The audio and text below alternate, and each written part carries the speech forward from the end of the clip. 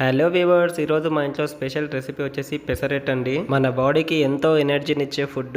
పాతకాలంలో పెసలని నానబెట్టుకొని మొలకెత్తిన తర్వాత తినడము, ఇంకా పెసలని ఏంచుకొని తినడము పాత వాళ్ళకైతే అలవాటు. మనం ఇప్పుడు కొత్త రెసిపీ వచ్చేసి పెసరెట్. ఈ పెసరెట్టు రెసిపీ ఎలా చేయాలో చూద్దాం పదండి.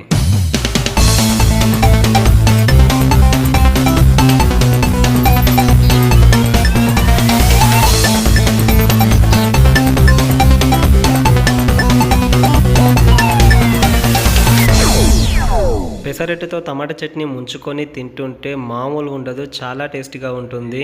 నా స్టైల్లో టమాటా చట్నీ ఎలా చేయాలో మరొక వీడియో చేస్తాను. దానికంటే ముందు పెసరెట్ ఎలా చేయాలో చూపిస్తాను, చూడండి. మార్నింగ్ పెసరెట్ వేసుకోవాలంటే నైటే పెసరపప్పునైతే నానబెట్టి పెట్టుకోవాలి. నానబెట్టిన పెసరపప్పును మిక్సీ జారీలోకి వేసి పేస్ట్ చేసి పక్కన ఉంచుకోవాలి.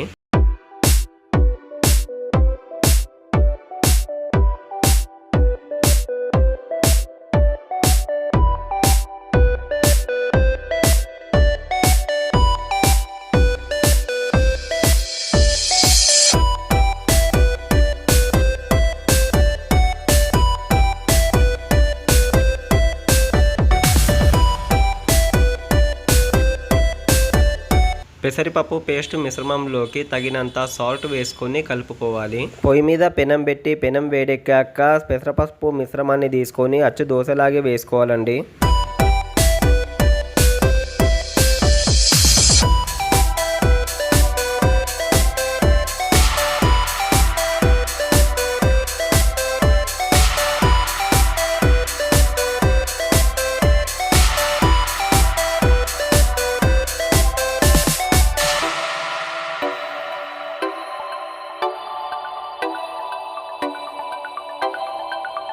కాలుతున్న పెసరట్టు మీద కొంచెం ఆయిల్ వేసుకొని కాల్చుకోవాలి, ఎందుకంటే మనకు తీయడానికి ఈజీగా వస్తుంది. ఒకవైపు కాలిన తర్వాత మరొక వైపు తిప్పేసుకోవాలి. రెండు సైడ్లు కూడా మంచిగా కాల్చుకోవాలి, పచ్చివాసన లేకుండా.